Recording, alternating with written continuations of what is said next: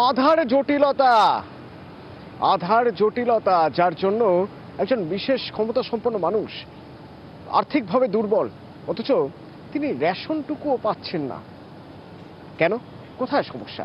সুকান্ত প্রতিনিধি আমার সঙ্গে সরাসরি রয়েছেন। সুকান্ত, আধারের কোথায় সমস্যা, কি সমস্যা?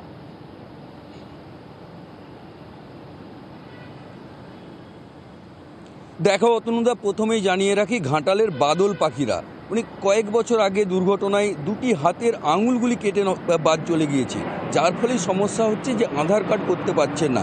এর ফলেই চরম বিপাকে পড়েছেন পরিবারের লোক। তাদের দাবি যে রেশন কার্ড থাকলেও তারা আধার লিঙ্ক না করার জন্য রেশন পরিষেবা যেমন পাচ্ছেন না, অপরদিকে সরকারের বিভিন্ন রকম পরিষেবা, অর্থাৎ উনি একজন প্রতিবন্ধী কার্ড রয়েছে কিন্তু ব্যাংক অ্যাকাউন্ট করতে পারছেন না, যার ফলে ব্যাংকের যে প্রতিবন্ধী ভাতা, সেই ভাতা সরকারি ভাতা পাচ্ছেন না এবং বিভিন্ন সরকারি সুযোগ সুবিধা থেকে বঞ্চিত হচ্ছেন বলে দাবি করছেন। অতনুদা, তোমাকে জানিয়ে রাখি, কয়েকদিন আগে দাসপুর 1 নম্বর ব্লকেও আমরা একজন সুখদেবের খবর দেখিয়েছিলাম, যারও এই একই সমস্যা ছিল। তবে দাসপুর 1 ব্লক প্রশাসন যে তার রেশন পরিষেবা চালু করেছেন, কিন্তু এখনও আধার কার্ড করা সম্ভব হয়নি।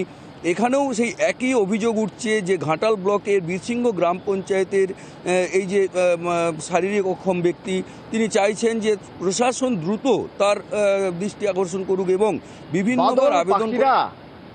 কি বলছেন বাদল পাখিরা? হাতগুলো এরকম অ্যাক্সিডেন্টে এরকম হয়ে গেল, তারপরে আর কোনো রকমের আধার কার্ড হাতের লিঙ্ক দিয়ে আর করতে পারছি না। কেন, আমি হাতগুলো মিলে মেশিনে ফেলতেই পারছি না, তার জন্য আমার আধার কার্ড হচ্ছে না। তার জন্য আমি সব দিক দিয়েই টাকা পয়সা, ব্যাংকের বই বলুন, রেশন, আমি প্রতিবন্ধী যে কার্ড করেছি তার থেকে সমস্যা থেকে বঞ্চিত। কিন্তু কিছু তো একটা উপায় করতে হবে। প্রশাসনিক স্তরে কি করা যায়? এসডিও কি বলছেন? আমার কাছেও দু একজনের এরকম নজির আছে যাদের এরকম হাতের ছাপ উঠছে না বলে আধার কার্ড হচ্ছে না। তো এগুলো আমরা পেয়েছি। আমরা দেখব, চেষ্টা করে যে আধার সেন্টারের সঙ্গে কথা বলে বা ডিস্ট্রিক্ট এন্ডের সঙ্গে কথা বলে যদি করে দেওয়া যায়। তবে জিনিসটা বেশ জটিল, কারণ আমার কাছেও দু একজন জানিয়েছিল। আমি এখনো অবধি তাদেরটা করতে পারিনি। মানে এরকম 2-3টে অভিযোগ আমার কাছেও আছে। এসডিও হাত তুলে দিলেন। তাহলে সুকান্ত, উপায় কি? এই মানুষটার আধার হবে না, আর আধার হচ্ছে না বলে এই মানুষটা কোনো রকম কোনো সুযোগ সুবিধা পাবেন না।